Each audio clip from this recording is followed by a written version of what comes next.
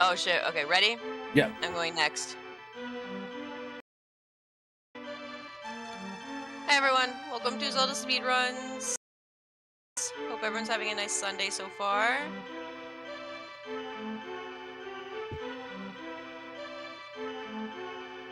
Welcome, guys. We're doing Swamp and Mire for the mentor program today. So, you can see I got my little whiteboard thing going on here. We got a lot of stuff to get to, so I guess let's get right into it.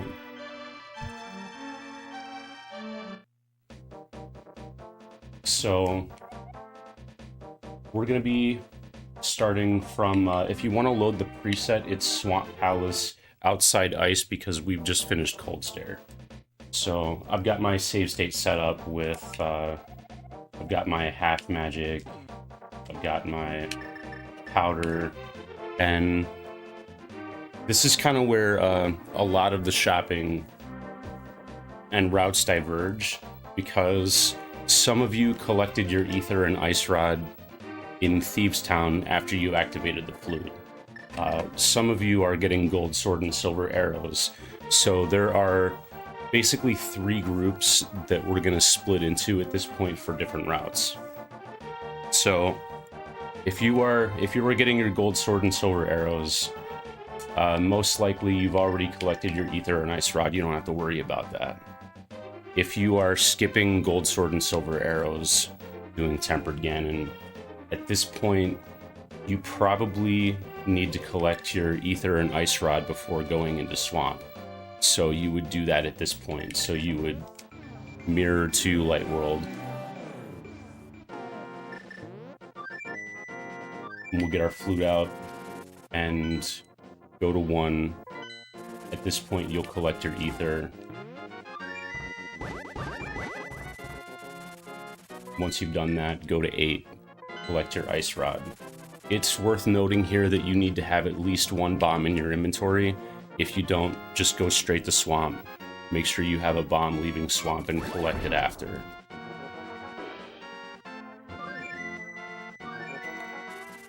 So the other route divergence is, if you are planning on getting gold sword and silver arrows, we will do swamp after Mire. And the reason for that is you want to end closer to the bomb shop.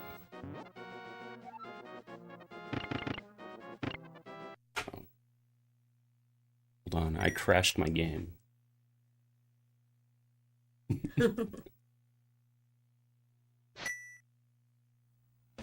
Practice hack things.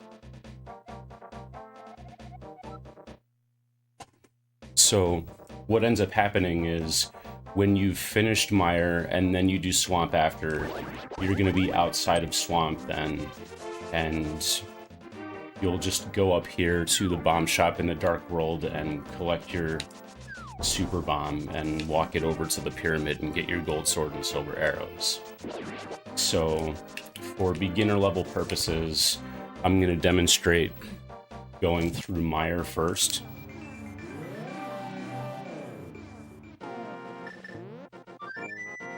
So we'll get our flute out, and we're gonna go to 6. And on the flute menu, it loops around, so you can just tap left 3 times. And there's a couple things going on this screen. If you're a beginner here, you're just gonna pick up the rock from the left side and go in the warp. If you're a little more advanced and you want to do the spooky action glitch,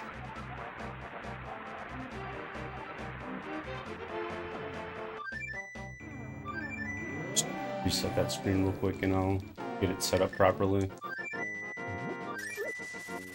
I'm just going to get the glitch set up for now, and we'll talk about it when we get into the segment a little bit later. If you are doing the spooky glitch, you want to pick up the rock from the bottom.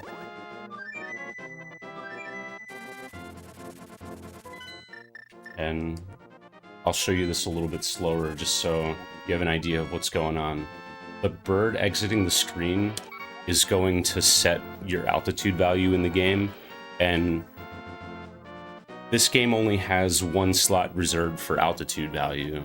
So what's happening here is the last known position of the bird exiting the screen here is going to save that altitude value in memory, and that's going to determine where the splash damage hits on the screen when the fire rod hits. So we're entering the rock, or entering the portal from a very particular location to set that variable where we want it so we can do some shenanigans later. Again, like I said, if you're newer, you can ignore that for now, and we're just going to go into the dungeon here. So, if you're facing left, you can get a little quick hop off of here. It's not important, really, don't worry about it too much. And then we're going to dash up. And this bird is going to get activated as you're dashing up here. He's extremely dangerous. He does 3 hearts of damage.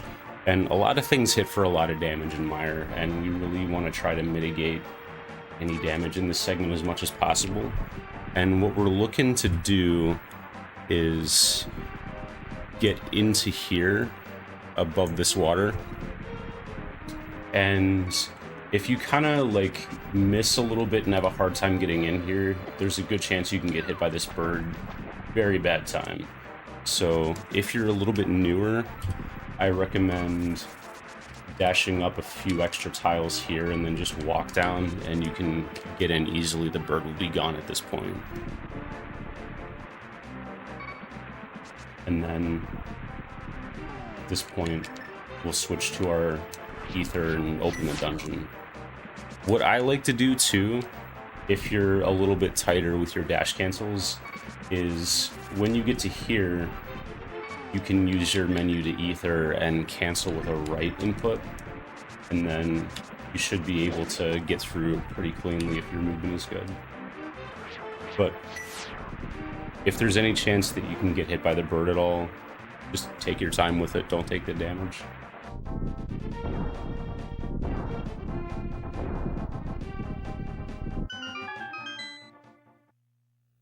Alright, getting into the dungeon, basically what we want to do is get to here and face down, and then you can bonk over this pit. So these jelly guys can be a little annoying. It's worth noting that if you walk down too far, you'll grab the wall, you won't be able to dash turn, so you want to kind of nudge this block, and you have to be at least on the bottom half of it to be able to nudge. So, like, if you struggle with this at all, you can even, like, walk down and tap up and dash turn. One thing I like to do is menu to fire rod for the dash up, because we need fire rod next anyway. You don't have to dash past this block, it's a little risky, but you can if you like to. Alright, so this is Mire 2, because it's the second room in Mire. We have the best naming conventions in this game, I know. There's a lot of enemies in this game, in this room, and they all need to be killed in order to open the door here. And these Wizrobe attacks do 4 hearts of damage, so you can very quickly die in this room if you're just running around. So to start off the room, we want to hit this guy on the right and dash through this guy, and then dash through this guy. If you don't have sword beams at this point, it's totally fine to fire rod this guy. Or if you're running half magic also, you can fire rod to the right, dash left, and fire rod the first Wizrobe. That's fine too. But they always fire. Oh no. Practice hack glitches are great. Bear with me, my SD to SNES is fun sometimes.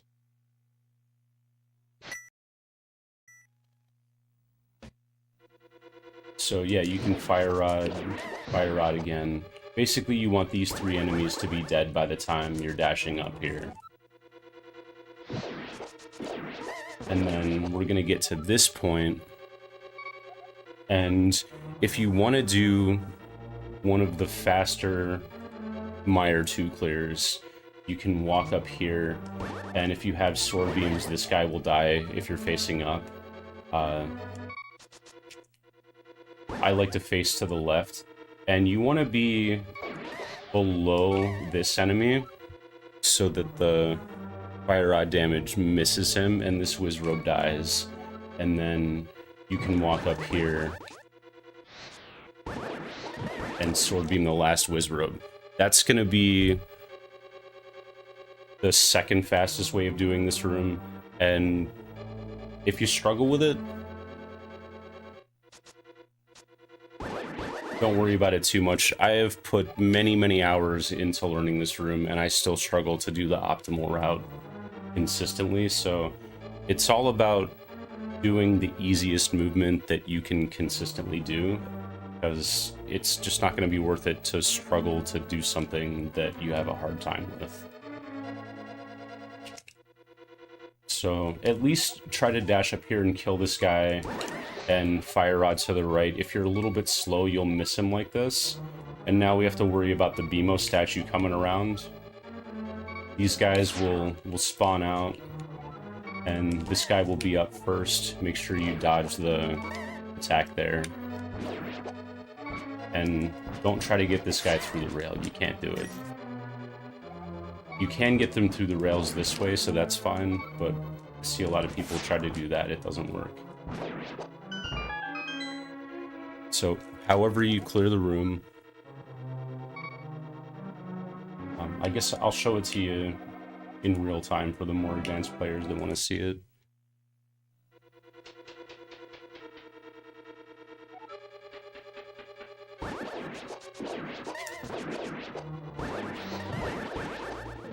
And then, once you get the Wizrobes killed, just clean up whoever's left.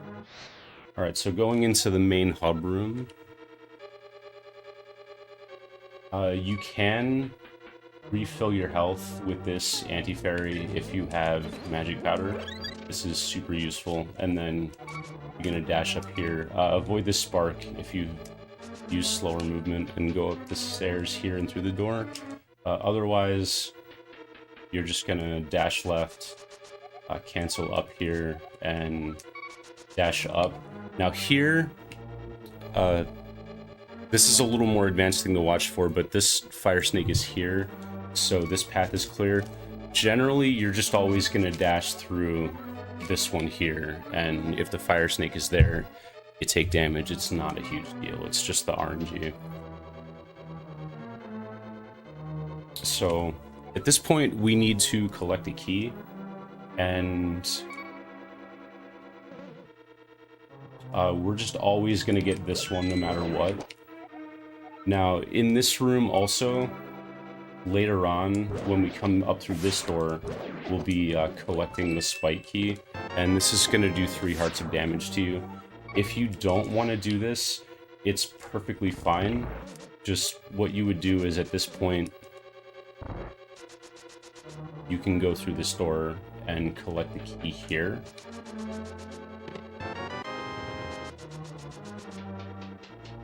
And then when you come back down, you will also still go through this door and collect this key.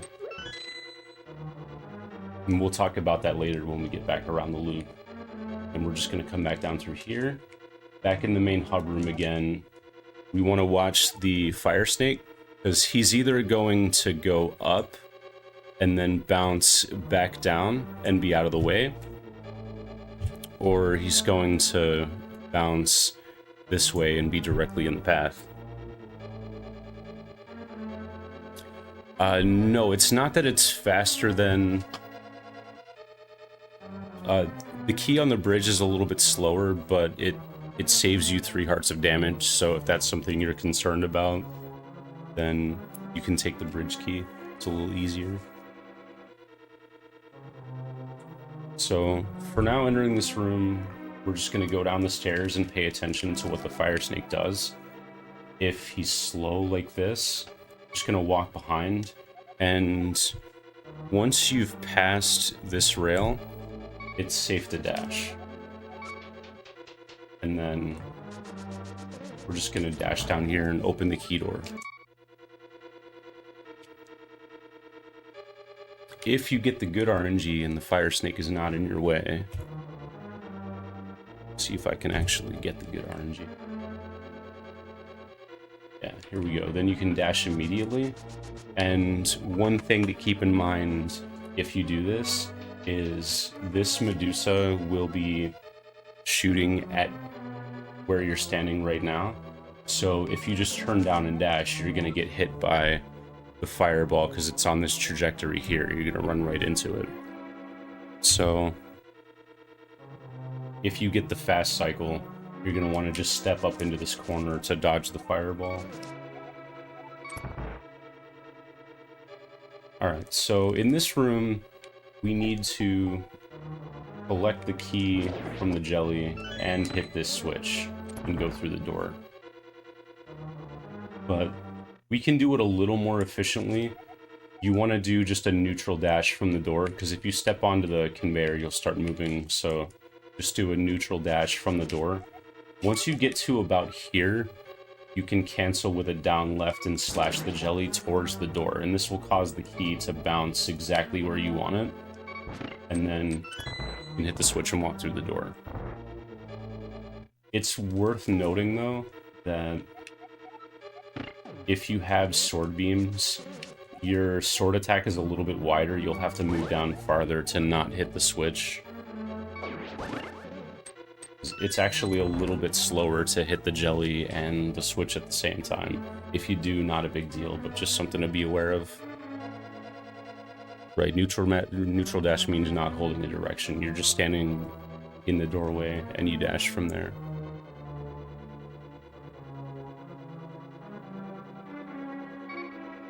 Right, so when you get into this room, you want to walk till you're just past these border tiles here, and at this point you can start holding down left and make a clean entry into the door here. It's a good visual cue for making this door entry. And here we've got the sluggulas on the conveyor.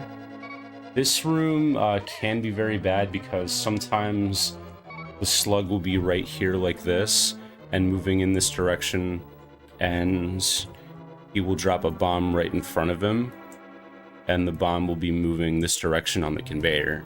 And if you try to come down here and dash through this top lane, you'll run into the bomb, take damage from the bomb, and then walk into the slug for another 4 hearts of damage. It's very bad. So if I see this RNG where the slug is at the top, I will go down a lot farther and just avoid him altogether. You really don't want to take any chances with this guy.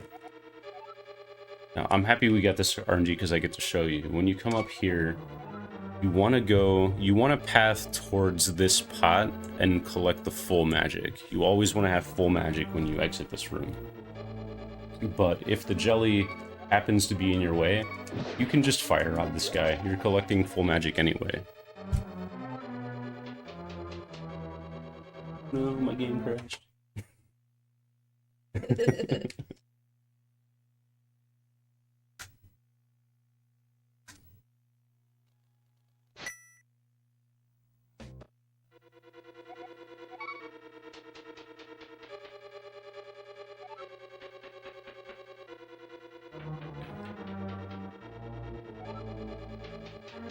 So these two rooms kind of work together, where you need to light all 4 torches to move this wall.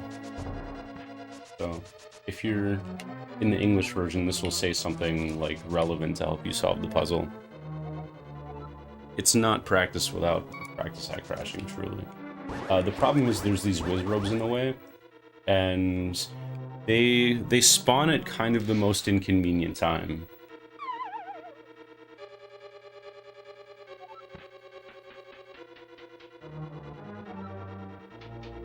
So what you want to do ideally is dash down here and cancel your dash here.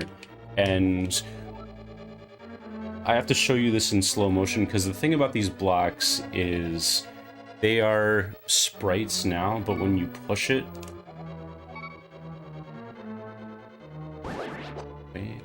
as soon as it starts moving and I hit the select button, you see that the block is gone. And what's happening is once you press the block, the game plays an animation and it doesn't become a sprite again until that animation has finished playing. So right now, that block doesn't exist. So if you were to fire rod, you can fire rod right through the block. And this is what we're going to try to do, is get this timing to where you press Y while the block is moving. So if you're able to do that, you can light these 2 torches. However, if you're a little bit slower, I'll do it slow intentionally. These Wizrobes are going to spawn in directly in your path here. I must be off cycle, but anyway, like they'll be like directly in your path there, and you'll have to slash them out of the way. Super annoying. Just be aware that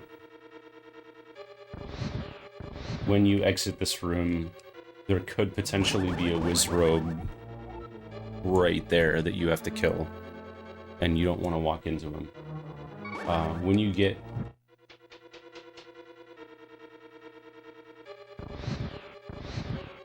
to this point, you're gonna light this torch. Oh, he did it. Wait for him to spawn in before you try to kill him. Then you're gonna come over here and light this torch over the rail. Then you get a nice 17-second cutscene before the wall finishes moving. The one in the middle is named Carl. I didn't realize he had a name. Carl. Okay. Sometimes this is gonna happen to you where you go to light these torches and you do it late or early and it doesn't work. And now you have to do this whole thing and try to finish lighting the torches before the first one goes out. And as you see, I have not done so. Just be aware that this will happen to you at some point, so you need to know how to solve that problem. And if you move the blocks in the wrong direction by accident, the fastest fix is going to be to fall through one of these holes here and go back downstairs and reset the floor.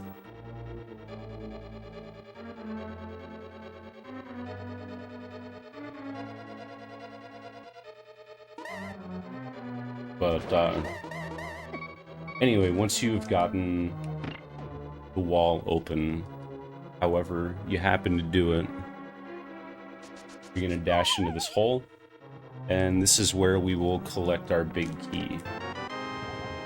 And once you clear the text, you can face left and dash out. And we're going to just walk up to the warp here. If you're newer, it doesn't really matter, but if you're a little more advanced and you want to save frames, it's slower to walk on water, so we like to get even with the warp before you walk in the water, so you save water walking frames. Out here, kind of same deal. It's optimal to move down and dash left, but as you see, I nudged against the rail here, which is a little slow. I lost a few frames there. So what you'll typically see people do is angle down left, because it gives you a little bit bigger timing window to hit this dash out, and it only loses like a frame or two, but it reduces human error frames, so it ends up being better overall.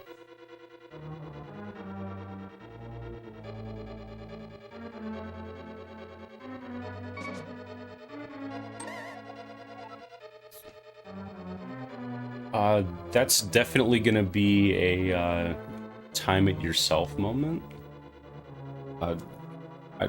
Not to be rude, but yeah, I can't tell you the exact math, because I know in water you move 1 pixel per frame, so I'm assuming it has to be faster than water pumping.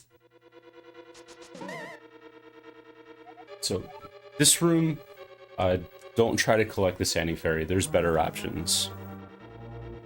You're just gonna hold down right and turn down once you get to the doorway. And same thing with this room. Hold down right till you get to the door. And we're back in the main hub. Walk up to the water, pump 2-3 times.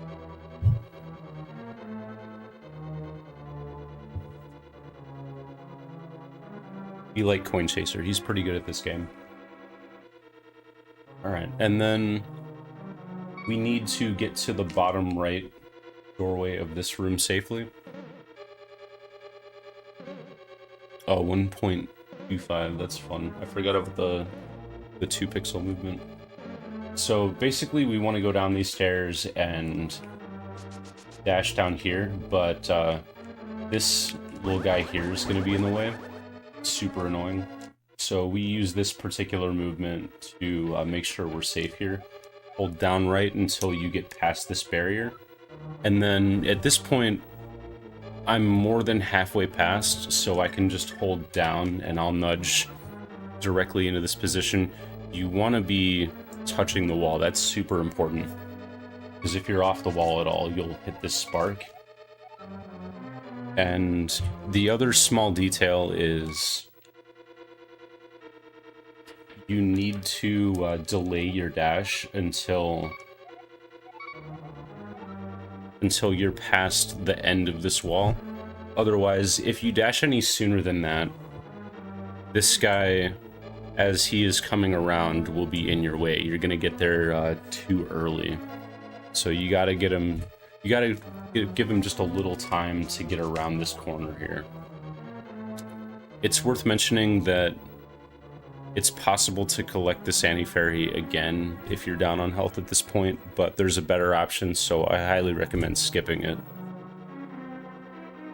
And just go down to here, dash through this lane. Keep in mind that this fire snake cuts across here sometimes, so just watch for that. And then we're gonna exit through this door here. If you're not collecting the Annie Fairy, you're gonna just hold upright until you get past the 3rd notch in the rail, and then at this point you can safely dash out of the room.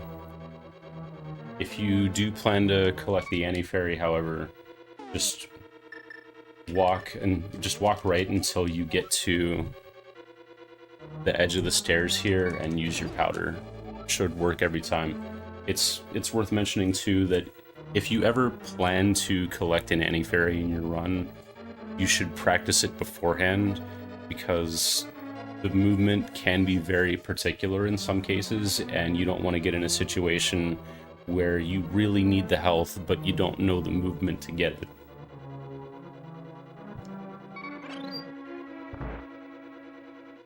Alright, so the laser bridge is the thing about doing Mire first that is the most interesting, I guess. If you are doing the Tempered Sword route, you're going to move down to here where you're aligned with the block, and you're going to use your hook shot to get across. But if you're doing Gold Sword route, you're not going to have your hook shot, so you're going to have to get around this floor before the tiles fall. And it does look tight. It is a little bit tight, but just to show you an example that it is possible to do this without dashing if your movement is good. If you just use like tight cardinal inputs here, and then you want to kind of cut this diagonal there, if you slip a little bit, it's fine. But I do recommend dashing to at least here, and then cancel with an upright into this rail so you don't bonk the wall. And that should give you enough speed to get around safely as long as you cut this corner. But like I said, it is tight, so don't worry if you miss it. if you do miss it though, you have to exit through here and come all the way back around again.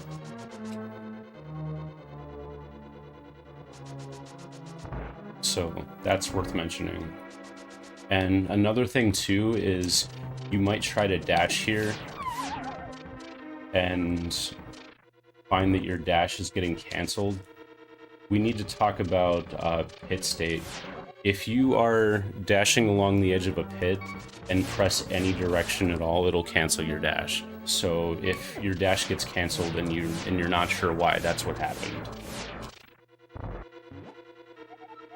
And just to show you guys the hookshot movement real quickly, I go down to this pixel here, and this is the highest pixel that you can hookshot. I look for these 2 pixels of light green under Link's foot as my visual cue. And then you're just gonna hold left and go until you're all the way onto the bridge. Once you get here, you're gonna collect Arcane of Samaria and go into this room. Now here, you don't want to walk onto the spikes. You need to move down just a few pixels at first, and then you can walk to where you're even with the doorway and dash up. If you are doing spike key, it's extremely important to dash into this room because that dashing movement is going to scare the Stalfos this direction.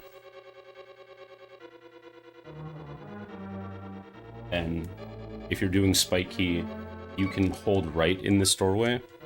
I'm just holding the right cardinal and you'll snap to the wall here.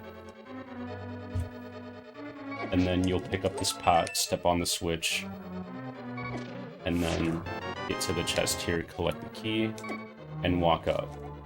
And like I mentioned before, if that's a movement that you don't want to do, you should have already collected the bridge key on your first trip up to the north end of the dungeon. And you'll have a key when you get here either way, and then you can just dash off of here and dash left. If you have hookshot here, I highly recommend moving down left until my visual cue is this bubble here. You don't need to be touching it, but you need to be within a pixel or 2. If you hookshot any higher than that, you're going to hookshot directly into this whiz robe and take 4 hearts of damage. Do not do that. Make sure you get low enough that it's safe every time. Then you can grab this pot and walk through. If you don't have hookshot, you can just walk left and slash the sky, or if you want to collect this anti-fairy here, if you have powder, this is a great option to refill your health also. And then, however you end up getting to the end of the dungeon here,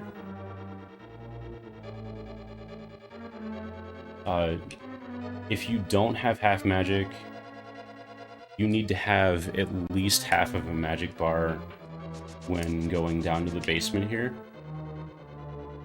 So, for example, if you used an extra fire rod shot or 2, or if you had to use the lamp,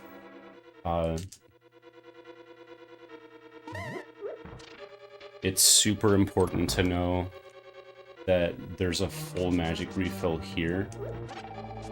If you plan on doing spooky and you've used extra magic at this point. If you don't plan on doing spooky, you're basically done using magic at this point, so it doesn't matter. You can feel free to ignore that.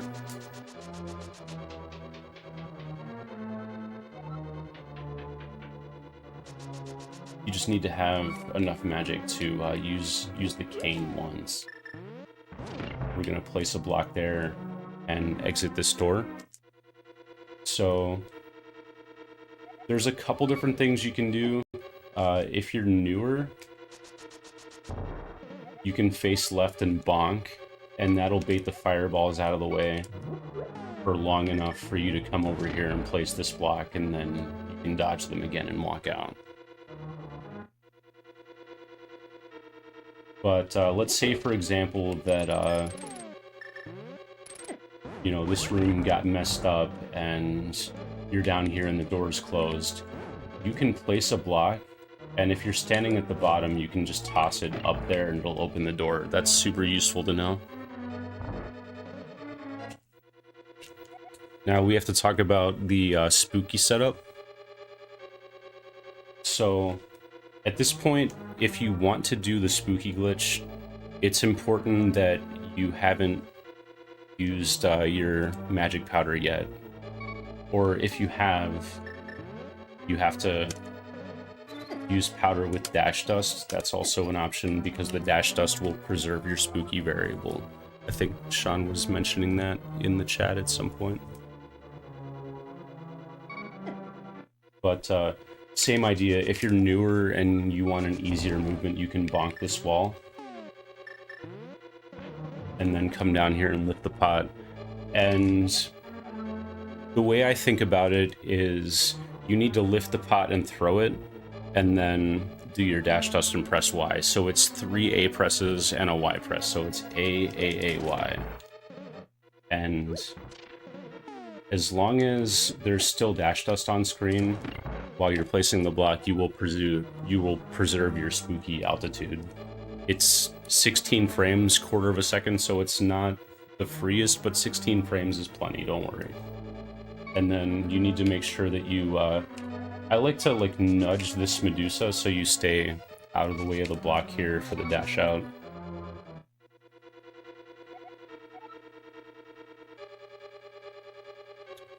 Oh, okay, yeah. You can bonk down and then hook too. I forgot about that, yeah. That is a thing that... I'm not really a randomizer player myself, so... When you're coming through here, a lot of times the Stalfos is going to be directly in your way. I recommend slashing him if he's close enough. Just do it. That guy's a bully. This room here, you want to be holding upright and get to this corner. And this room is on a cycle. You can beat the spikes, but it's very tight. If you're a new player, I recommend waiting for the spike to pass, and yeah, just come here, wait for it to pass, and you want to get to this second gap in here. If you're a little more confident, you can do this, and at this point, if you're doing spooky, then you'll fire rod the spike here, and if you delay in this spot, you'll hear the switch flip. I must have messed something up because my switch didn't flip, but this is the setup for it. If you want to do it a little bit cleaner, you can go here, and if you were fast with the menu, you can hit that right there. Otherwise, just wait for it to bounce back. It's not even a second, it's fine. And once you've flipped your switch, you can dash or walk here. It's like a few frames slower to walk. I recommend it. And then exit the room here. And if you did spooky properly, the switches should be flipped. If you don't plan on doing the spooky setup, you're gonna pick up this pot, place a cane block here, and then as you're walking up, fire the cane block and it'll hit the switch there. It is important to note though, you need to have a bomb if you're not doing the spooky setup. Otherwise, you won't be able to continue the dungeon at this point. And you'll literally have to mirror out and go collect a bomb. So it's worth looking at your bomb count when you're in the Slugula room, because these guys spawn bombs 100% of the time. So if you need a bomb, this is where you want to be looking at your bomb count.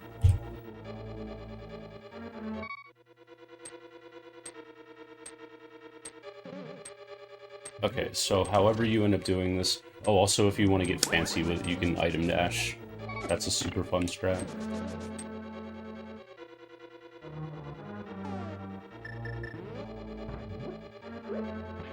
Yeah, I would like to teach backup Spooky, but I don't actually know it. If you're not doing Spooky, again, bomb the wall, hit this switch, and at this point, you can collect these anti-fairies if you like. These ones are a little bit easier than the one at the end.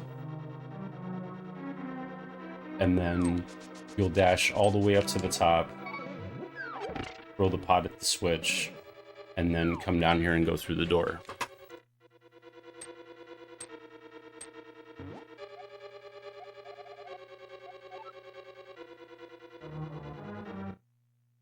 I'm going to do this spooky setup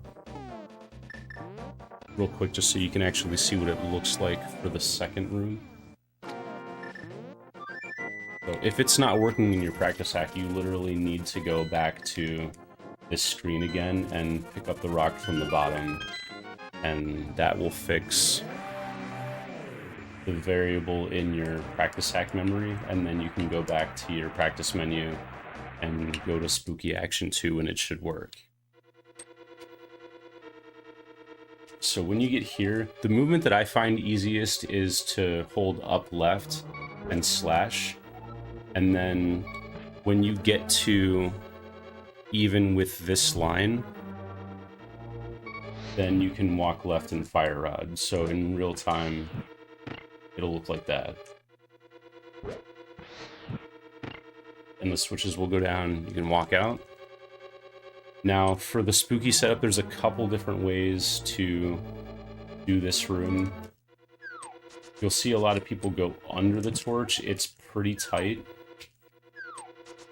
You can also go over the torch. It's only a little slower. It's very safe. Or you can also walk and do it that way. And that's also not much slower if you like doing it that way. Newer versions, the preset should set the correct variable. Okay. I'm still on the old version, so some of the stuff I say won't apply to you.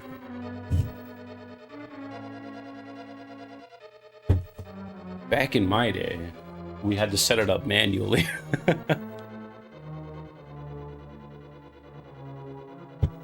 Okay. So when you get into this room, most of the time you're going to see people walk up into this doorway, and you just need to be up here a little bit and you'll avoid the fire snake.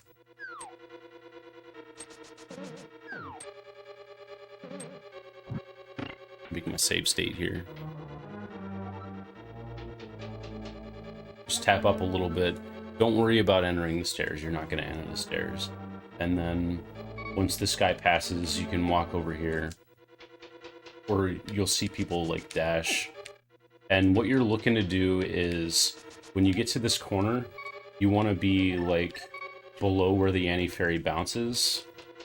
And there's a gap like right there that's safe. Why am I not doing this? What's wrong? There we go.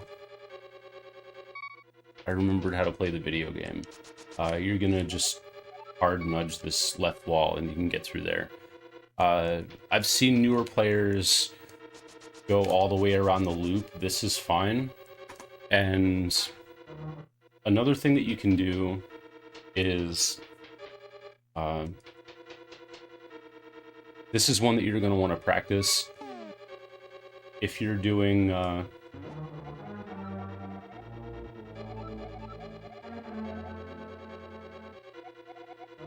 if you have powder, you're going to want to wait for the anti-fairy to like basically touch this left wall, and as soon as it touches the left wall, you can use your powder. That's one that you're going to want to practice before trying to do it, because the timing is, it's specific enough that you'll want to know what you're doing before you attempt it in a run. If you just have the mushroom, however, we do something called fake powder.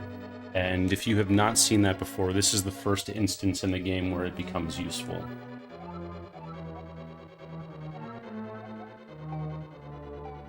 So you'll see a lot of people just collect mushroom for that reason, and good safe strat to purposely bonk off the left wall. I'll see what that looks like and try it real quick.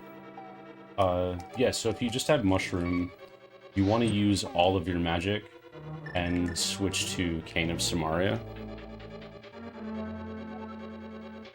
Let's see, bonk off the left wall.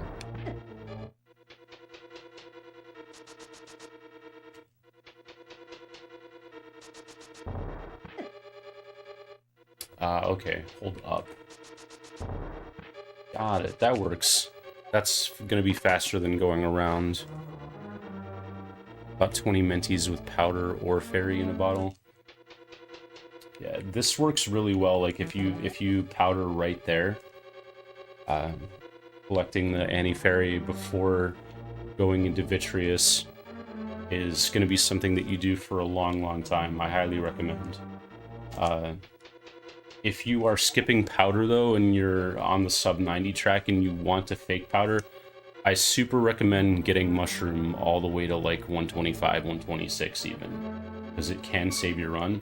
Same thing, when the anti-fairy touches the left wall, you're going to use the Cane of Samaria and this text is going to come up, and you're going to mash start as quickly as possible and then menu to your mushroom and it will powder and you can collect this fairy and go on through. Now, at this point, you'll see some people dash and then pause buffer to arrows here and go around this torch. It's kind of risky because if you fall, the camera has to scroll all the way back. You're going to lose several seconds. It's like a third of a second slower to just walk above the torch and go around. So if you're newer or you don't want to do a 3-frame pause buffer, I recommend just going above the torch for now. So now we get to talk about Vitreous. Nice. Classic practice hack spaz.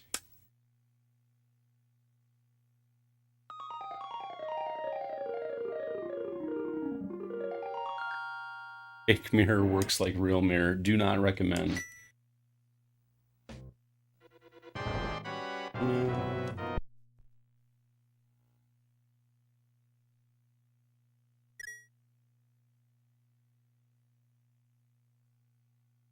The joys of being on an outdated version. I refuse to get with the times.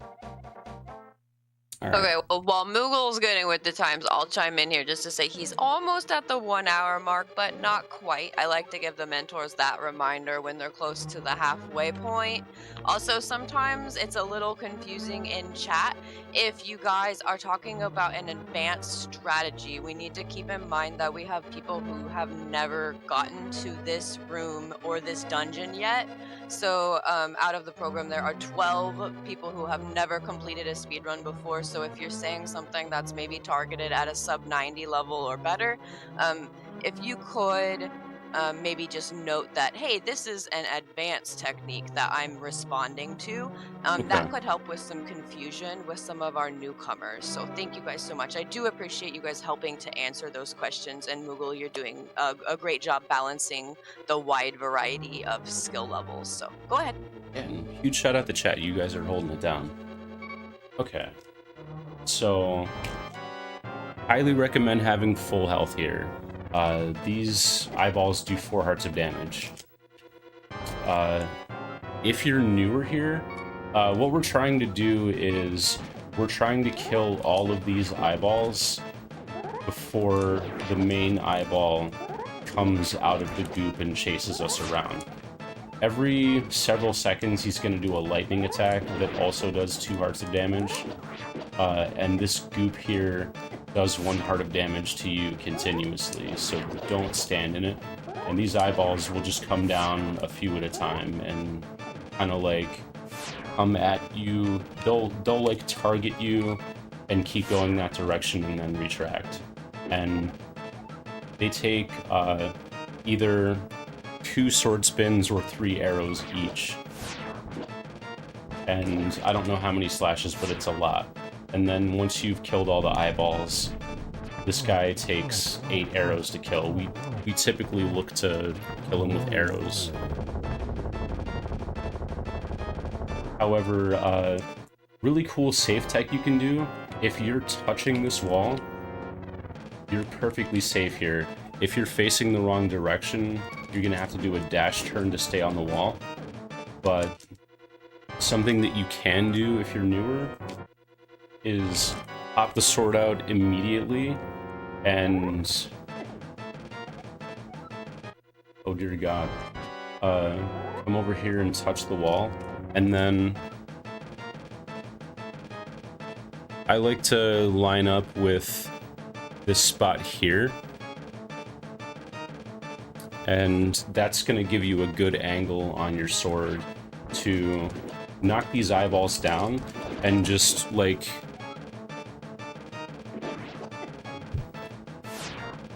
I like to like put the controller down like this and just use my hand like piano grip to mash the sword as fast as possible like this. And some of them might get through, but this is going to give you the best chance of finishing this fight without getting hit. And then once all of the eyeballs are dead, then you can come over here and fire your 8 arrows. I will briefly talk about WQ Vitreous though, if you want to do this fight more optimal. Oh geez, seizure warning, sorry. I've never seen that one.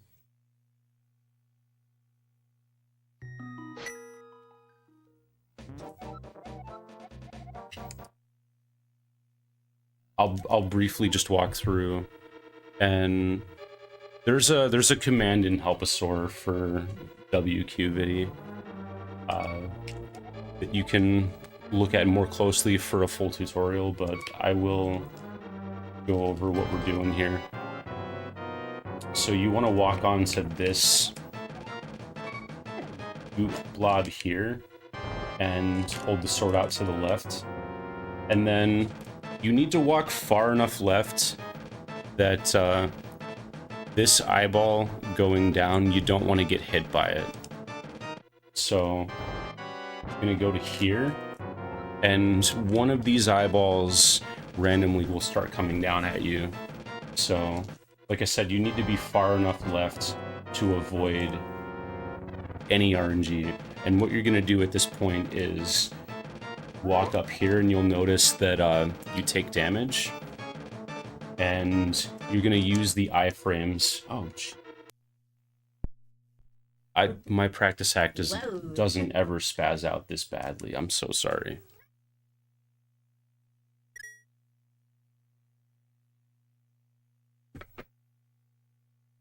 You will take 5 hearts of damage intentionally in this fight. And that's why you want to have full health. You'll take the 5 hearts of damage intentionally, and you'll take some very unintentional damage at times too. So for the first attack, you're gonna do sword out there, move left, move up, and then once you have iframes, you're gonna come right into the middle of the pile and spin. And it's worth noting that if you hold the sword out for too long, you'll poke this eyeball and drop your sword, and you will not spin, and you will be very sad and very dead. So I'm gonna come up here, sword out, walk up, iframes, spin. Then once you get to this point, you're gonna come down, sword out again, walk to this spot right there, And then once you've taken damage, walk into the middle of the boss and spin again. And you want to hit as many of these guys as possible at this point.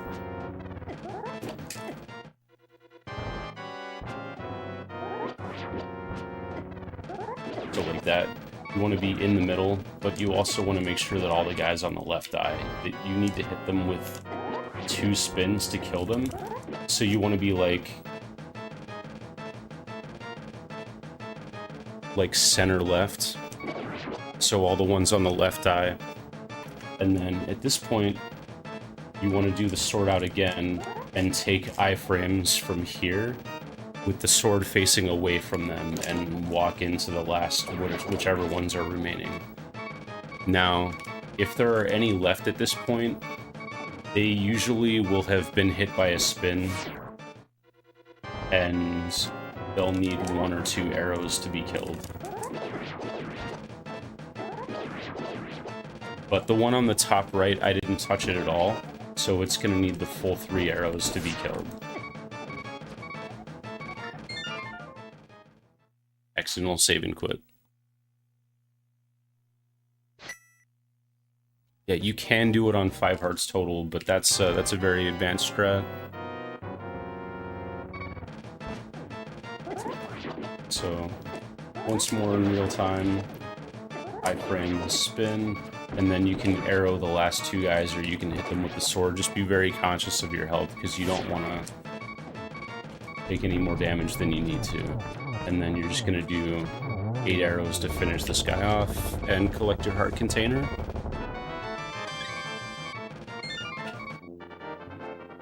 Now, at this point, once we finish the boss, like I said, if you're doing the gold sword and silver route,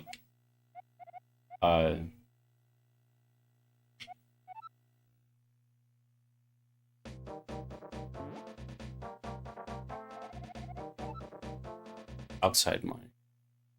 The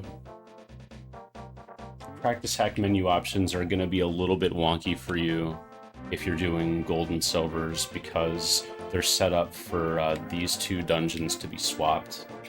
So from outside mire, you're going to mirror and loot to 4. And here, since we're facing a south ledge, we can walk down and tap A to get a nice quick hop here and dash down.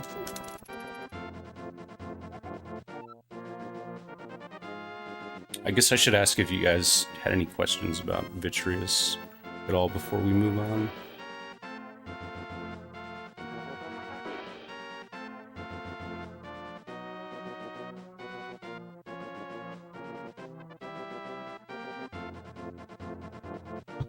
Give you a little break anyway, because I've been talking the whole time.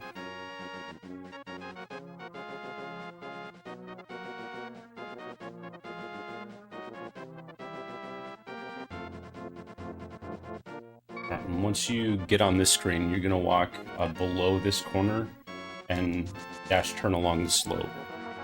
And I like to pause after you get through the 3 bushes here and menu to hammer at this point, as you're transitioning into the next screen. And then you're just going to walk left and hammer this peg. You have to be conscious of this guy here, because he likes to stand here and shoot a rock directly in your way getting to this rock. So that Octorok is kind of an asshole. So as you're coming up here, just be aware that he can shoot a rock here like this, and sometimes you'll have to delay to avoid taking damage like that.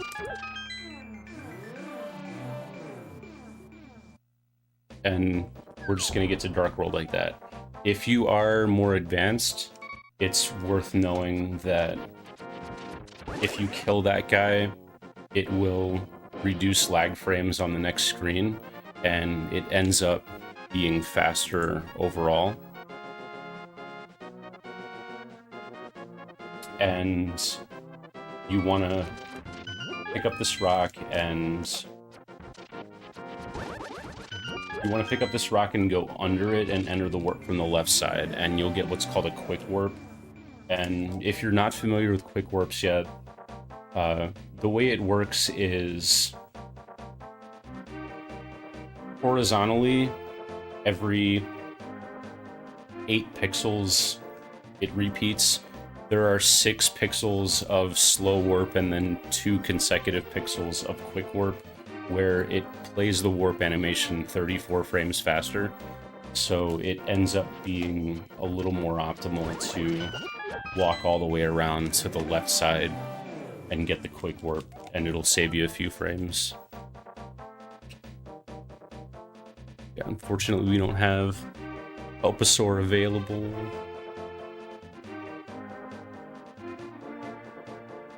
But if you're in a channel with Helpasaur, you can use the quick warp command. Thanks for being our surrogate bot. Alright, when you get to here,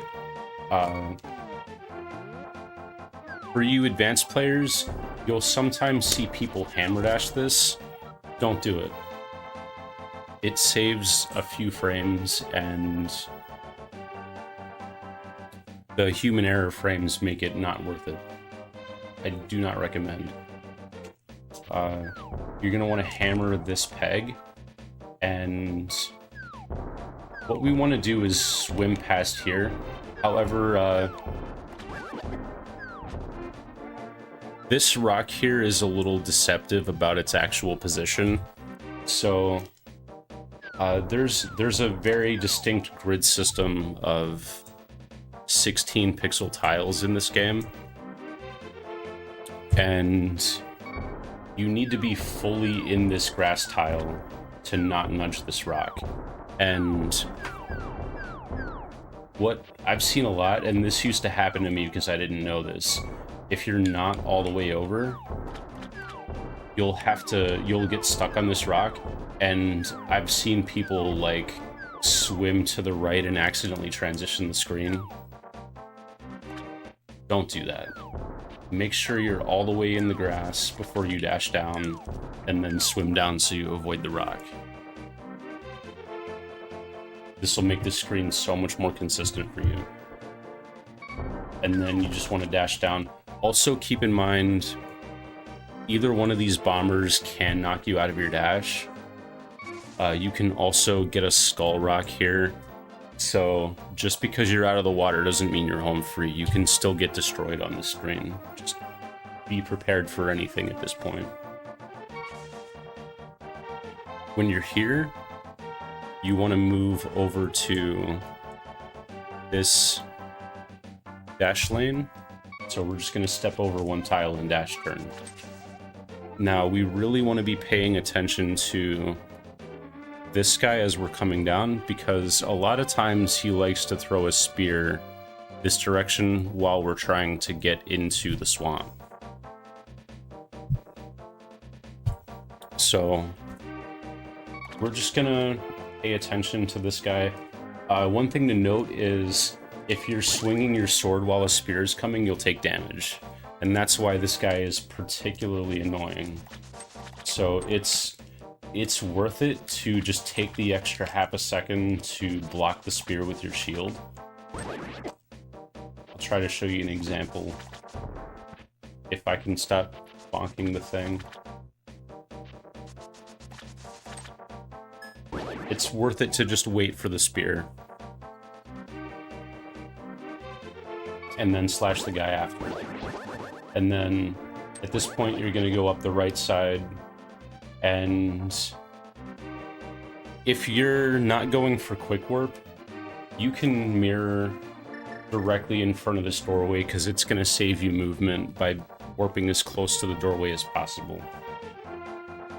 If you're more advanced and you want to do quick warp, you're going to be on hammer here. The quick warp is... you want to be... I'm just going to turn on quick warp so I can show you. See how Link's shield is touching this black line? It's that position, or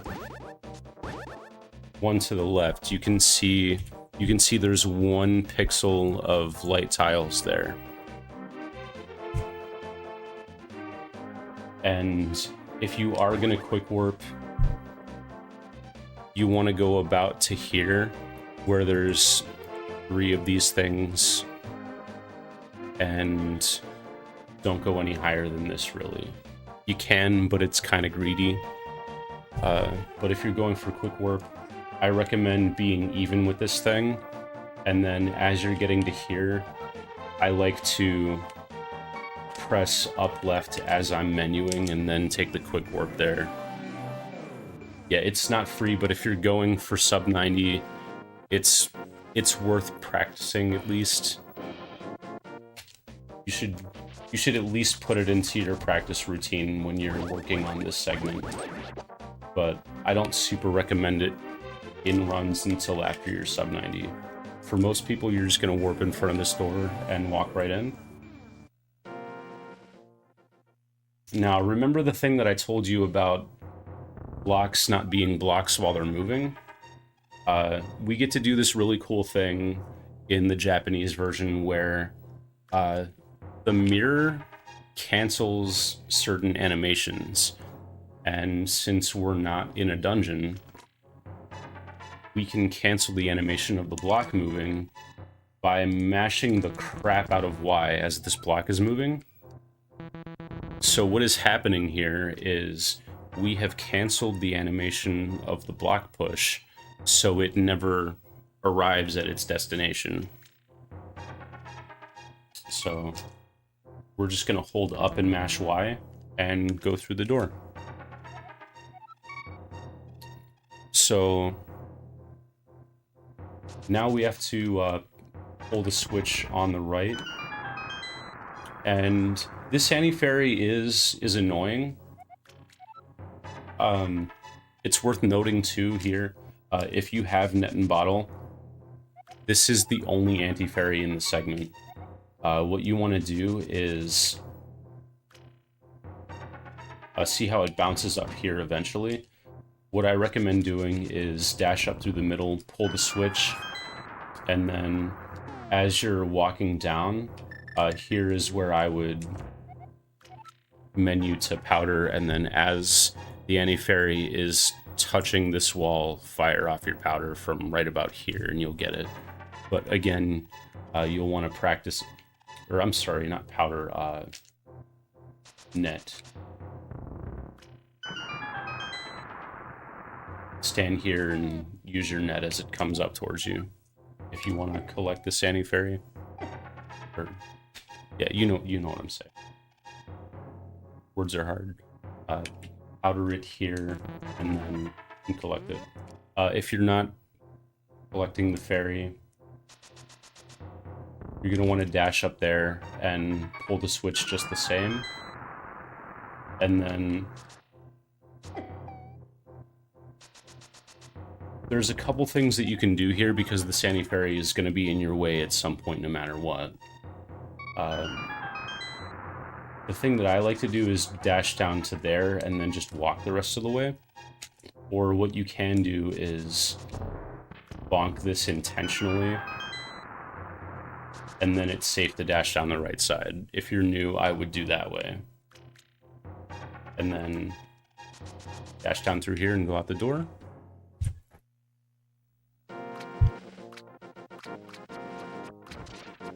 Thanks.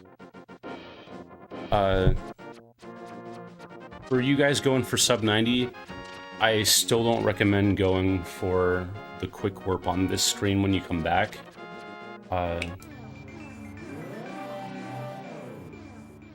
But if you really want to, you're going to need to menu to hammer at some point. So you come down here and face to the right, and you want the shield to be either even with the black line or 1 pixel into it like that, and then walk down into the warp if you're going to try to go for the quick warp. Otherwise, just walk into the warp and go into the dungeon.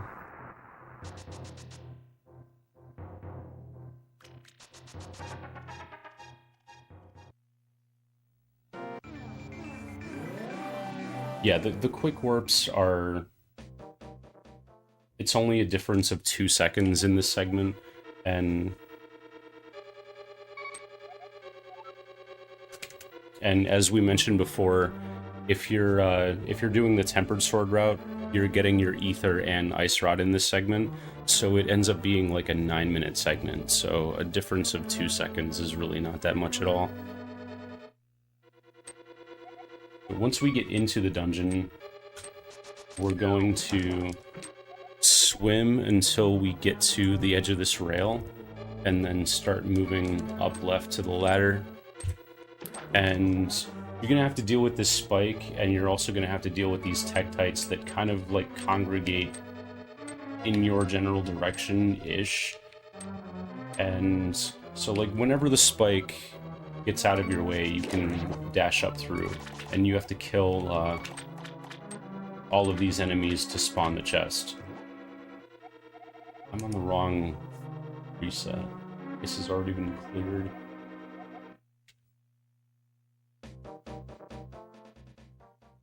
So what it's going to look like in real time, more or less, is you're going to dash up here, swim, and then if you're fast enough, you can dash now. Otherwise, wait for the spike cycle and dash up and try to kill the first couple of these. And if any are left alive at this point, just come back down and slash them. You'll notice that if you have sword beams, it'll take 2 sword beams to kill them, so just keep that in mind if you happen to still have full health here. And then the chest will spawn, and you can exit like this. Helpa has arrived. Let's go. If you are quick, you'll have to deal with the bubble, and I'll show you what that looks like if you're going for sub 90 more advanced players here. If you are quick on this cycle and dash up through these guys and spawn the chest immediately, then you're safe to walk through. You'll beat the bubble. If you're just a little bit slower, like let's say one of these guys is still alive, you have to sword beam him. I'll try to show you an example of the bad setup. Okay, so here, the bubble is already spawned, and it's either going to move up to the right, or it's going to move in your way, and you'll have to be ready to slash it as you try to exit the room. So just something to keep in mind. Sometimes the bubble will go down like that and it'll be in your way.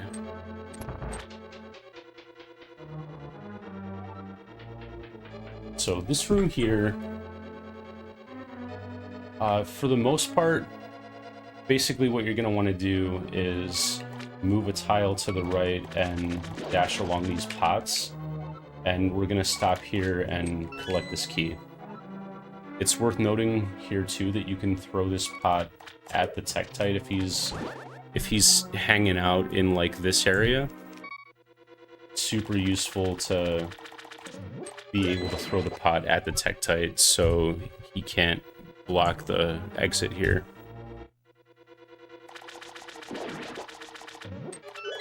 There is a bomb here. You should never need this bomb, but I have seen people get it before.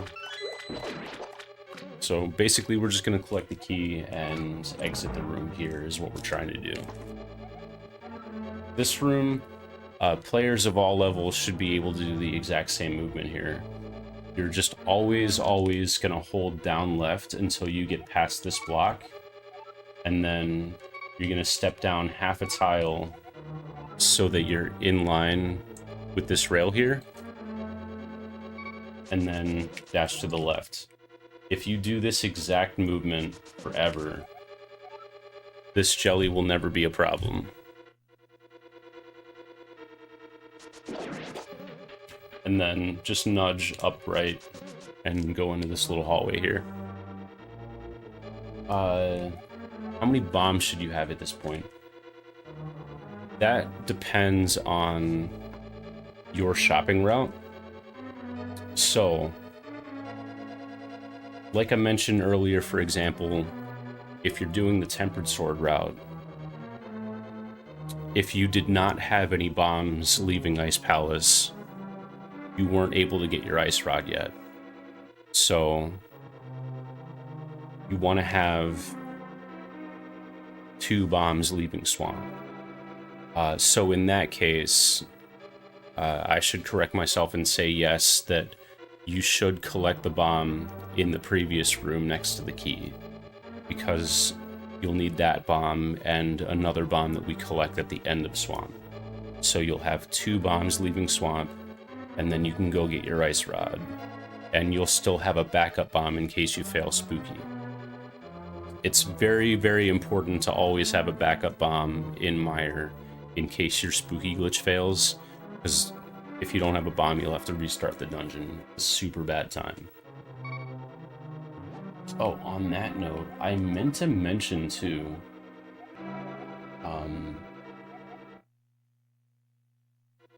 this is worth noting too. Sometimes you'll die at the end of this dungeon and you'll want to keep going.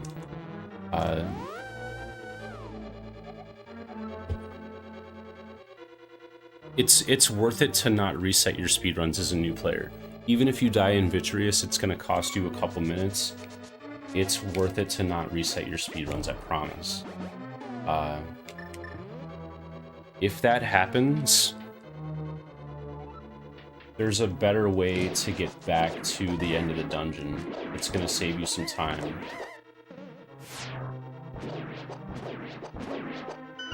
So you'll do this part like normal, but instead of going to the right and going around the loop that way, you'll go this way. Outer this any fairy here, and then dash up here.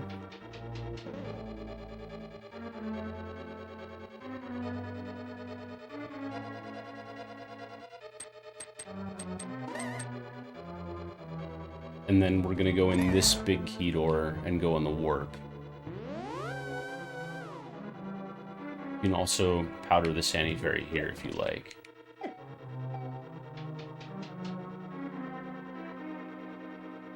And then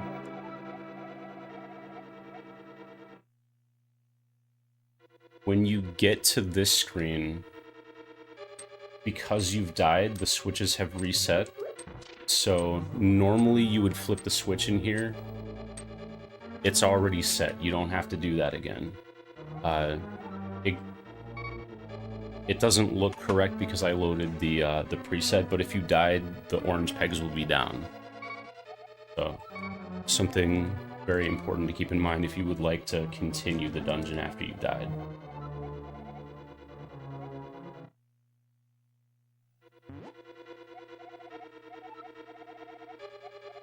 Okay, back to Tiny Hallway Key. So you have dashed up here. Yeah, if you're new, like, if you don't have a 139 yet, or even if you do, finish your runs. It's worth it. Practice endgame. Here, you're gonna just walk up and hammer this pot, and then don't do anything except for dash and turn out. And you see, just by standing here, you've collected the key. So by the time you charge your dash, you will collect the key. You have to delay your A press slightly because this hammer animation, you can't dash until it's gone. So you do have to learn the timing for when you can press A. Here, walk down and walk to the left and go up these stairs. You'll see people dash here. This saves 2 frames if you hit the stairs perfectly. Don't do it. Then you're just gonna go up here and enter this door. If you're trying to be a more advanced player, what you want to do is hold up left out of the ladder and continue to hold left until the key door unlocks. And the thing about doors unlocking is there's a little animation and it creates a little bit of lag, so this will give you a second to use cardinal directions to enter the door cleanly. It's worth mentioning, if you haven't heard before, that if you nudge a doorway, you only move 1 pixel at a time, so it's going to save you about 7 frames to get a clean door entry, and there are a lot of doors in this game. It's going to save you several seconds. Alright, so this guy is a jerk. The red Stalfos will throw bones at you if you scare him. And a lot of times he's going to be directly in your path. If he is directly in your path and you dash into him, you can kill him. And for you advanced players, this is great because killing the Stalfos saves about 20 frames of lag. Love it when that happens. But otherwise, just come here and push this switch. You hammer these pegs. Another thing that you might see is some more advanced players grabbing the wall here. And what this does is it despawns Link's shield and saves about 10 frames of lag. The reason I don't recommend doing this is because look at how much movement I lost by going for this fancy lag cancel. You're better off just getting the free movement. And then pay attention to where this idiot is, because if he's hanging out in this area at all, you might need to scare him out of the way before you dash down. And as long as you are nudging this barrier, you can dash out of the room.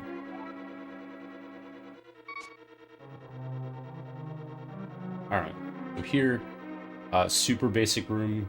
Just gonna go swim to this ladder and exit to the left. Now we're in the main hub of Swamp, and the first thing we want to do is go up left, and you want to hold up left so that you're still facing this direction, so that you don't end up doing something like this and grabbing the top here. So just hold up left until you get high enough to dash and then jump off. The goal is to kill this Tektite. It won't always happen. Sometimes he'll go down and land under you, or he'll go up really high like this and end up surviving and you won't kill him. That's super unfortunate because you want him to be dead at some point. But a little trick here that's useful for all levels. As you're landing, continue to hold B, and you will poke this guy on some RNGs, and just keep your sword out as you dash. And then you want to get to here and just walk the rest of the way to this doorway. I will try to show you advanced players a little movement manipulation at the end of the screen. So, same thing, hold B, charge your dash, and if this guy is here, if this Tektite is in this spot, what you want to do is cancel your dash here, and it's gonna bait him to move this direction so you can walk up cleanly. Yeah, when you go to the left side and come back, the Tektite stays dead. It's a beautiful thing. Enemies don't always stay dead in this game, but that one does. Alright, so you get this RNG, you want to cancel down here and walk. And what this does is delay your movement for long enough for the Tektite to be baited to this position, so you can just walk through. If you're a little more advanced player, that movement is super worth learning.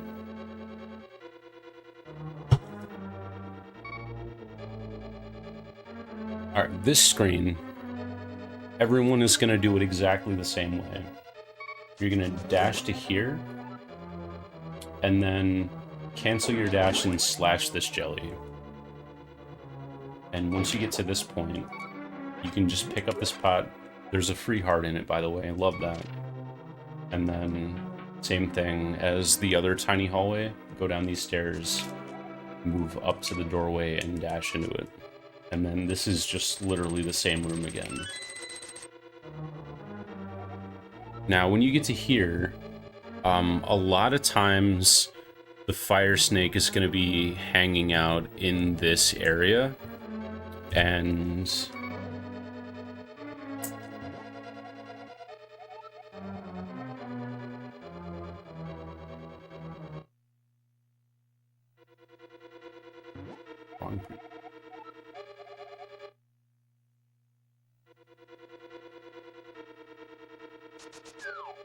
oh yeah, if he goes super low here, the sword out trick still works.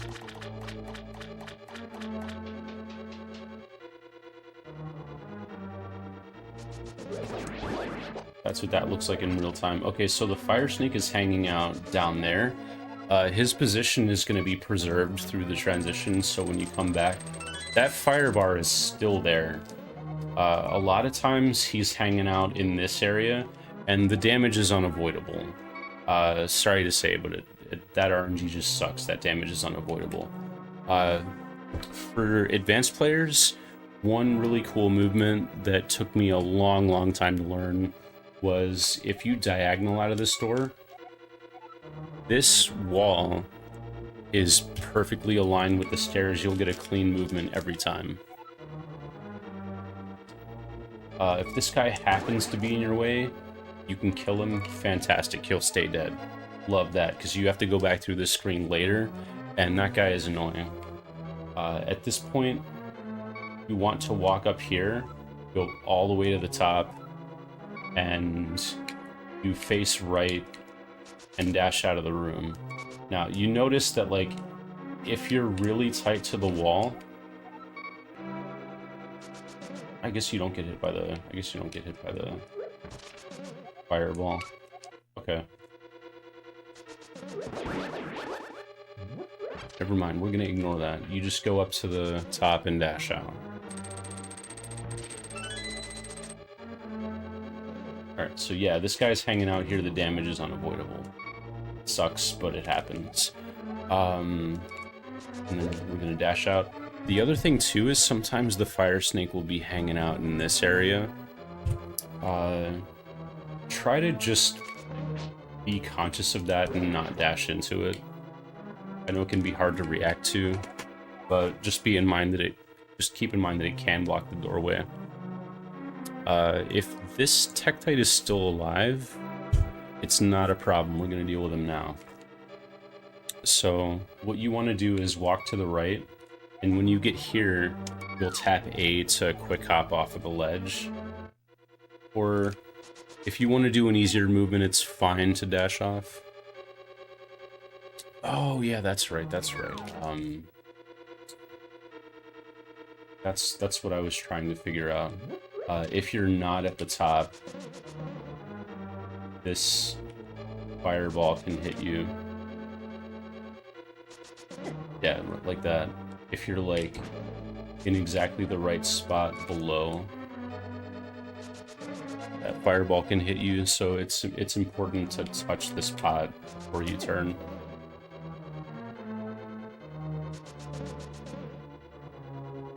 Okay. So here, again, easier movement. You can dash off of here if you want.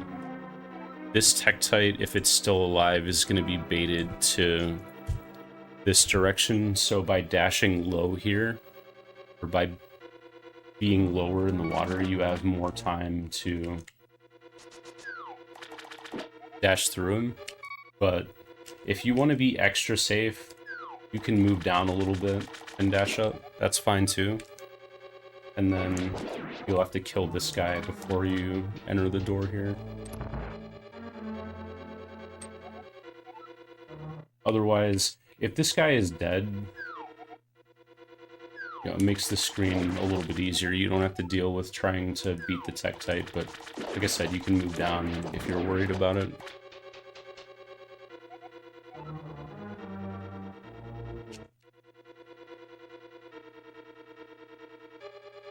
Yeah, true.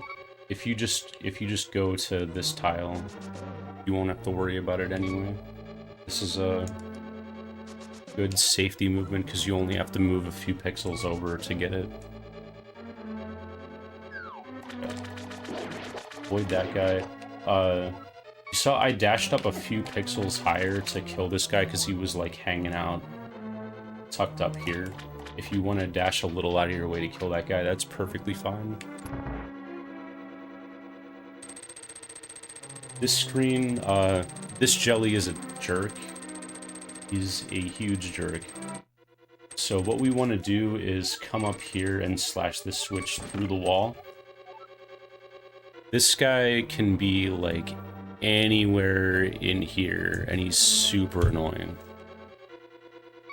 This Stalfos can also come up here and stand literally right here. You might have to actually swat him out of the way. And then you're gonna push this lever, and if the jelly is not in your way, which, guess what? You want to hit this switch, and at this point, you have the option of coming down here and dashing out, or you can just walk out. It's like same frame, so it's honestly preference at that point.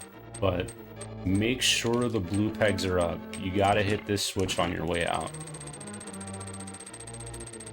For the more advanced players, if you want to optimize this screen a little bit more, you're looking to, you're counting the lever movements. So it's 1, 2, 3, and then after the fourth one, as soon as the fourth one goes, you can start holding right and get a little extra movement.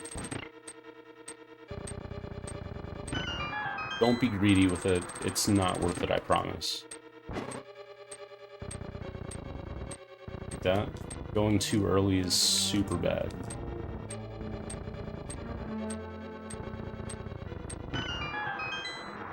You can get really greedy with it and get some extra movement, but that 10 frames is not worth it, I promise. Alright, so here, this Tektite might still be alive here, and that's kind of annoying, but for the most part, basically what you want to do is... yeah, that you can get a few pixels farther, but nobody actually goes for that. Here, you want to just get to the water and dash 3 times. Right, down, left, and we're back in this room. So there's a particular movement that we do to avoid the fireball here. Now that there's no enemies, we're not stopping to kill things, so we have to actually dodge the fireball this time. So you're gonna dash till you're under this pot, and then just diagonal down and grab this pot from the top. You will beat the fireball, the firebar, don't worry. Yeah, what Vortex said. It's dangerous to try hard because certain things, certain tricks that you do in games, sometimes if you go early, something bad will happen. If you go too late, something bad will happen. So you wanna lean to the side of being extra cautious, and if going early is very detrimental, you want to tend to go late if you mess it up. One very, very important thing to check is if these blue pegs are down,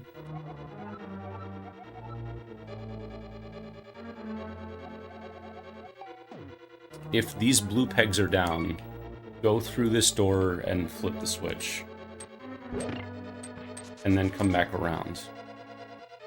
Don't forget to check these blue pegs. If you forget, you're gonna have a very bad time. Alright.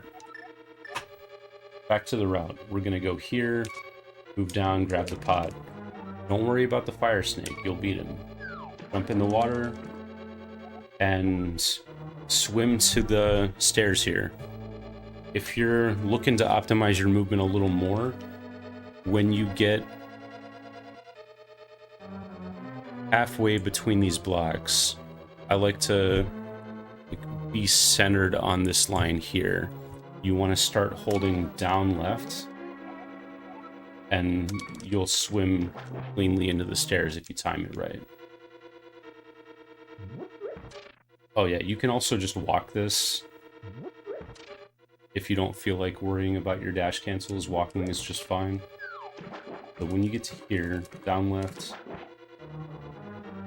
I went a little early, but you will enter the stairs cleanly. This screen here is basically just a lottery. So you're always just gonna do a neutral dash from the door. Don't press any directions, just dash. On some RNGs, this guy will hit you out of your dash. There's about a 25% chance that this will happen. It's very annoying. I will pass the drawing tool on to you. It took me literally 2 minutes to set it up. Super easy. Yeah, so if that happens, just come up here and quick hop this. You might get hit by that bubble.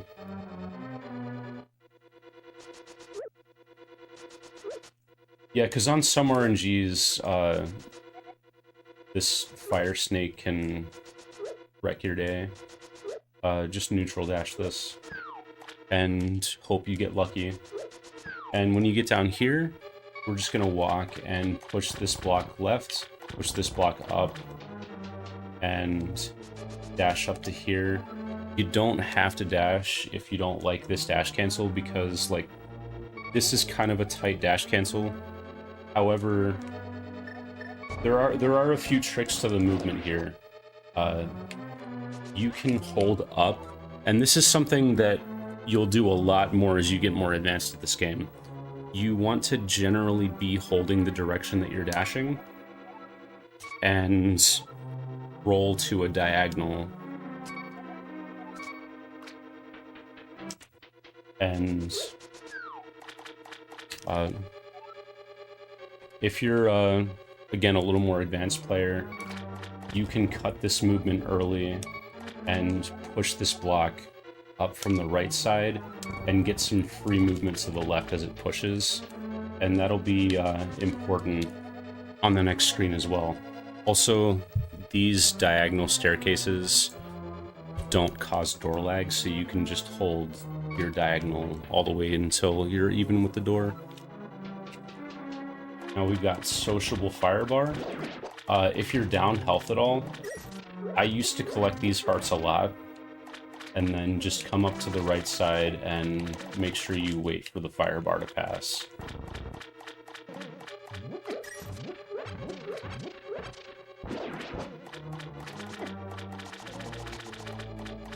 And then you're just gonna push this block and go down the right side.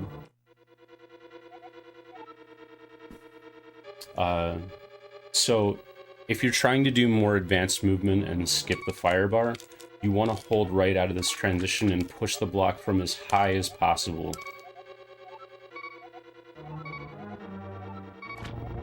And as soon as it starts moving, move to down left and you'll get that down movement for free. And dash as early as possible, and when you cancel your dash, you should beat the fire bar. And then just stay low here, and you'll beat the fireball that comes towards you here. So in real time, it'll look like that. You can just keep on facing the same direction. And again, you're going to want to be holding up and cancel your dash with a diagonal and stay low so you beat the fireball. Yeah, also be aware of the bubbles if you're on low health here. Try to avoid taking that damage as well. Watch out for Tektites. Watch out for bubbles. This is called a social fire bar for very good reason. And then everyone here, you're gonna just move down and dash right. You will see people do a hammer dash here. It saves 5 frames. If you're not extremely consistent with your item dashes, I don't recommend. Dash to the right and grab your big key. And then you're gonna dash out the same way you came.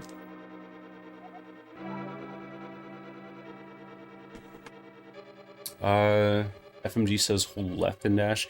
I'm a little bit dyslexic with my direction instructions, so sorry for that. For any errors in FMG. Here you're gonna move down to the bottom and dash under these pots. You will always kill this Tektite, don't worry about him. And then, depending on your skill level, what you want to do is align yourself with the wall here so you get a clean stairway entry. And you're gonna have to start watching this guy at this point if you want to do the top exit. But for the most part, like, if you're newer at the game, come up here and the fire bar can sometimes be here, and this jelly is really annoying. So what you want to do is use this dash lane, and you should get over safely every time. And it's like a quarter of a second slower. If you're newer, super recommend doing it that way. If you want to gamble with the top route, this Stalfos can be here, this jelly can be electrified. So it can be quite dubious. However, if you see that this jelly is electrified, what you can do is come over here and dash up, and he will be done buzzing by the time you get there. So if you dash into him, he's just dead. So that's super useful to know. Team Kitty. And then here, we're just going to come into the water here, swim back across, and we exited this room before. You're literally going to do the same exact movement. Come up here, turn right. Like Pop said, you can stand in this tile and dash out safely every time. And again, the fire bar can be in the doorway. Just be prepared for that to be an issue. And then here, you're going to quick hop this. Keep in mind, this Tektite can still be alive. Keep in mind, this Tektite can still be alive. If that guy is still alive, I highly recommend overshooting this ladder by a little bit so you can poke the guy here. And then come up into this ladder here. Now, if you're newer, don't worry about this. Just grab your hook shot and hook shot to that pot and come over here, collect the key, and then wait for this fish. Jump down here, dash over, walk over, get to that point. More advanced players, what you want to do is hold a diagonal to the right so you align with the statue. Remember, grid system, so you want to be aligned with the statue and grab the hook shot from the left. And as this text is on screen, you want to hold down right so that you perfectly angle to this point. And when you get here, this is where you menu to hook shot and face right.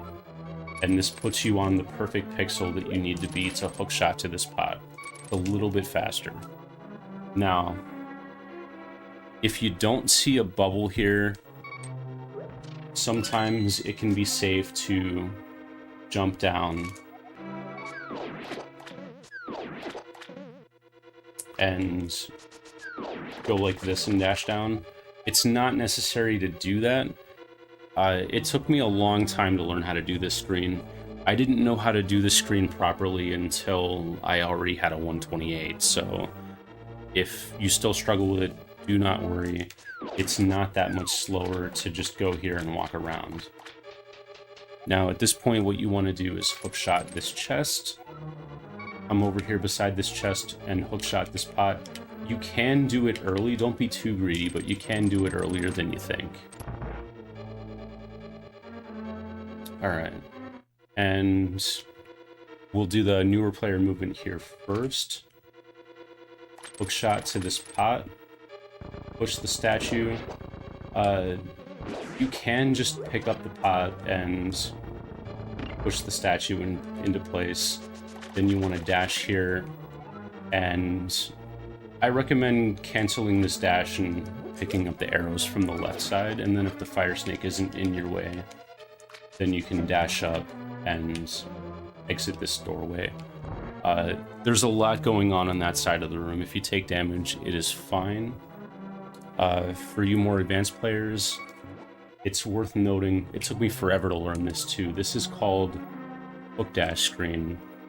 And the reason for that is you want to item dash to this pot, and it's going to put you in hook speed state. And you want to test that by trying to use your sword as you're pushing the statue. What this does is it extends the amount of frames that you can pick up this pot by like another 6 or 7 pixels. And it makes it very easy to pick up this pot through the statue. And then you'll just push it to the side. If this jelly is camping here, go around to the right. If he's camping out in this area, you can hookshot down to this pot and dash out. And then you'll cancel this dash here, grab this arrow pot, and then very quickly get out of the way and dash up. And if your movement is fast, you will beat the fire bar. Now here, you're probably not going to have sword beams. If you do have sword beams and the jelly is buzzing, you can sword beam the jelly.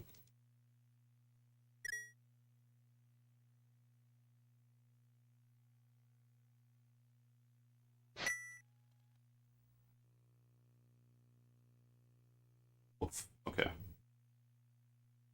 Don't worry, we're almost done. We just have a few more screens and then Argus.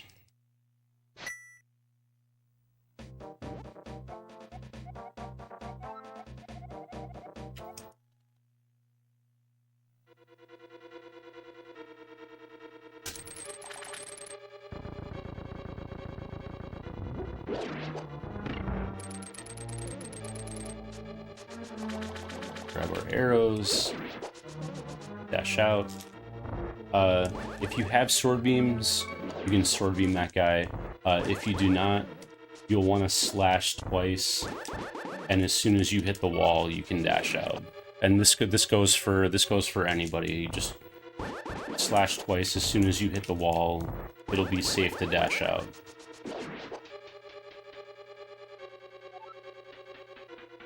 Not much to say about this room.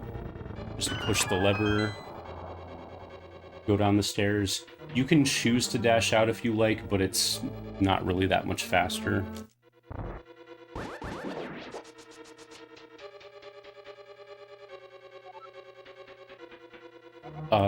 If you really want to try to get fancy with it, you can cancel the stair lag with a left input and then go down left. It's kind of tight, but you'll save a few frames if you get it. And then, like I said, you can dash out if you want to, but it's not necessary. Here, you're just gonna dash. And this screen, you want to go right and dash between the last 2 blocks through this waterfall. There is a safe movement that you can do if you hold up left and go to here. Sometimes these Tektites are bullies and come down here and knock you out of your dash. If you want to do a safe movement to preserve health, just go up here and make sure you don't put yourself in an alignment where they'll hit you, and you'll be fine. This is the restock room. There are parts here, and there's a bomb here and arrows here. If you have less than 21 arrows, get this arrow pot every time.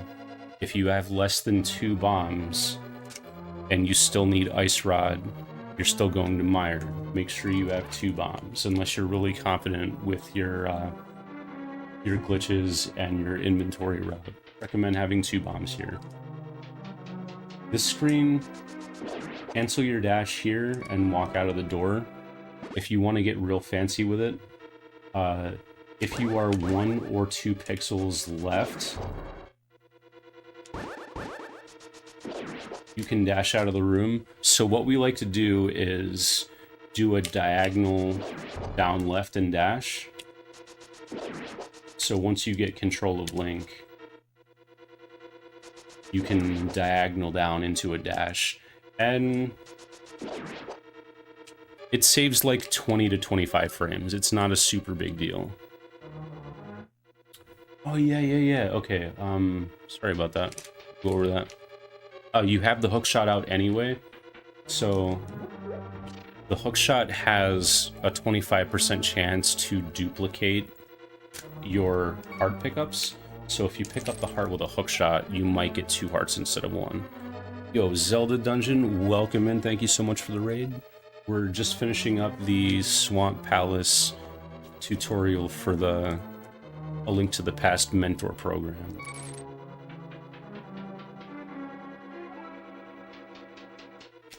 And forgive me for not being more hospitable, but I only have 8 minutes to get through this boss fight before we run out of time.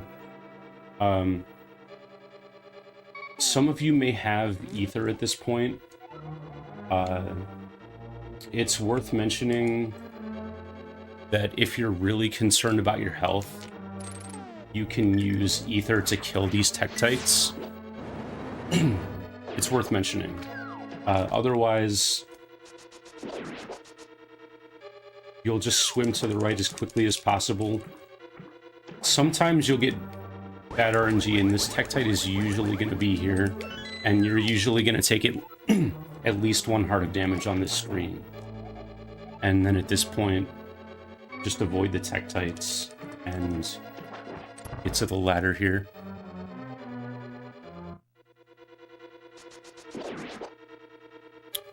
And like I said, if you are super concerned about your health and you want to use ether here, and you still want more health for the boss, it's worth pointing out that there are 2 hearts in the back of this room as well.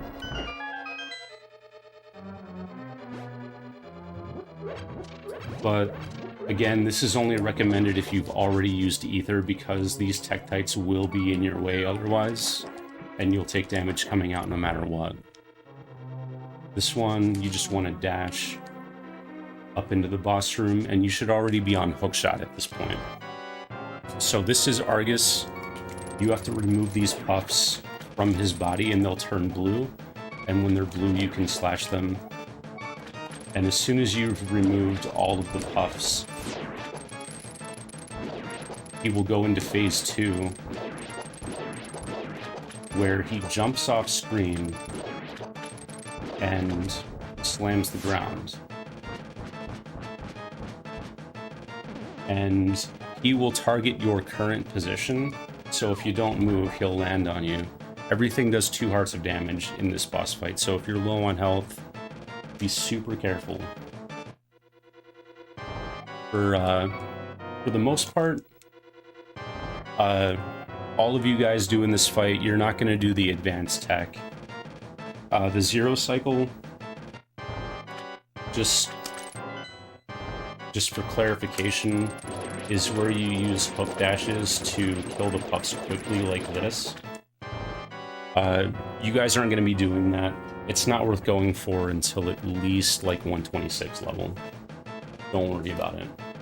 What you want to do is come up here and grab at least 3 of these puffs. I recommend grabbing 3 puffs and then moving to the right.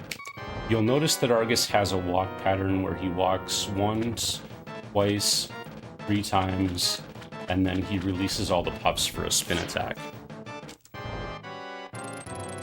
So grab 3 puffs, walk to the right, grab a few more, and kind of like wiggle back and forth to stay out of the way. At this point, what I see a lot of people do is use the hook shot for iframes. Do not do this. You will get unlucky and eat shit sometimes, and if you only have like 5 or 6 hearts left, you can get hit twice and be in critical danger.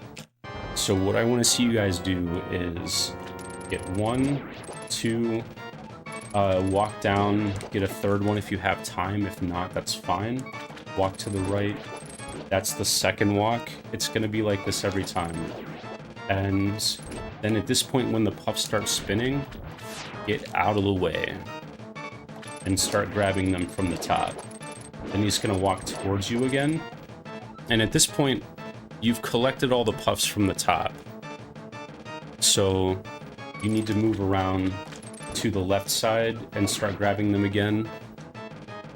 And one thing that's really, really annoying that you'll have to deal with is if you're too close to him, it'll go back into his body immediately and you won't have time to slash the puff. So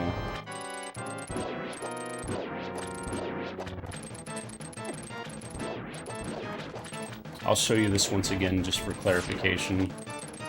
When you do this movement to the left here, you need to move far enough away that you have some space.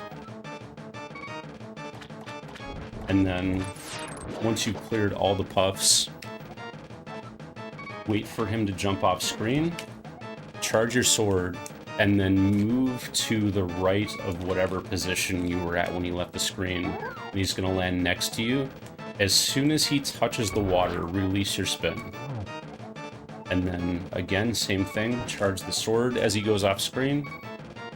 Step to the right, as soon as he touches the water, spin. So the whole fight together. Once he gets you into the corner, don't get pinned in the corner, move up. As soon as you grab all the puffs that you can from the top, move wide left, and grab the last couple. And if you do it fast enough, you'll avoid this 5-second delay that he's doing his second spin cycle right now. And then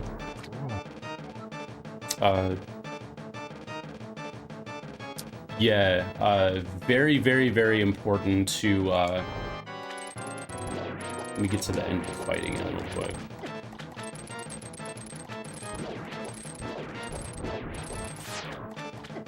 You get out of the way. It's okay if you take damage once or twice, but you may be low on health here, so wait for this cycle. Do not stand here, he will hit you. Oh, I should show you this too. This isn't that dangerous, just give him some space, and if this happens, wait till he comes towards you and then spin. And I do need to clarify, I misspoke before. The time for releasing the spin is, you'll see these water splashes. When they're about to touch the water is when you want to release the spin. And it'll take 2 spins to kill him. So that's pretty much how you want to do Argus. If you're a little bit slow at the start of it, and you get to where he walks like really far down, you can just take 2 of these puffs. Just make sure you don't get pinned to the wall here is really important. And if you kill the puffs fast enough, you should be able to avoid the second spin cycle.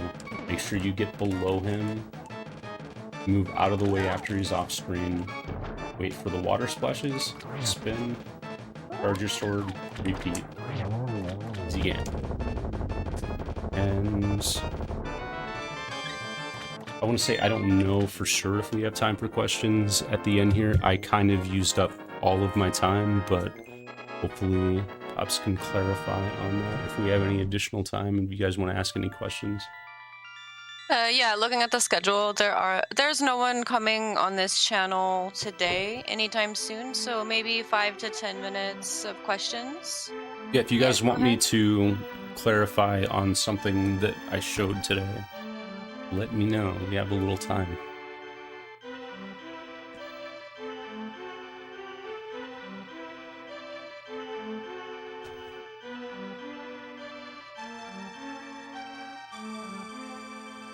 While you guys are thinking of any questions, I'll go ahead and talk about what's to come. So, now that Moogle has introduced Mire and Swamp, and I believe he discussed that you'll see some runners choose to go to Swamp first and then Mire, and other runners will go to Mire first and then they'll go to Swamp because they may need the big bomb. So if you do Swamp second, then you would just leave that screen after beating Argus and go north to get that big bomb if you're going to need the gold sword and the silver arrows for the rest of the game. But Blue will pick up with that on next Sunday with the lecture. Like I So Blue said, you will fall into one of 3 distinctly different shopping categories. So clarify with your mentor which one you are in for your route.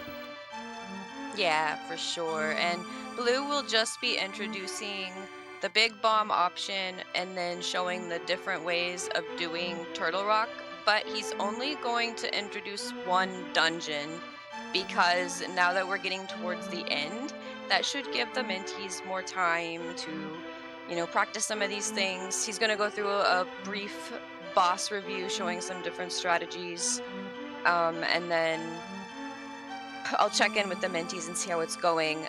Week 7 is just Ganon's Tower, and week 8 is just Ganon. So that's kind of where we're at. Did anyone have any questions in chat? Dungeons do get hard. Yeah. Looks like we're all clear on chat questions. Okay. Well, it looks like the other Zelda speedrun channels have Ocarina of Time Rando going on if you're interested in that, as well as Zelda 2 Rando. We're going to send a raid over to Moogle's group member Retro, Very nice. who is on the grind, and maybe while this raid's going through Moogle, you can tell the mentees a little bit about what you guys have been striving for. What are your goals in your high level group? Because they may not know what's going on at your level. You have maybe 1 minute to talk. So we have a 125, 126 group that has a target time of 124 level training. And we're being mentored by Blunt Bunny, who is a top 10 runner of this game. So we're getting some very rare advanced level mentoring from one of the best players in the game. So very excited about being able to participate as a student in the program myself. So Retro is doing some high-level endgame grinding, so feel free to ask him any questions. He knows a lot about this.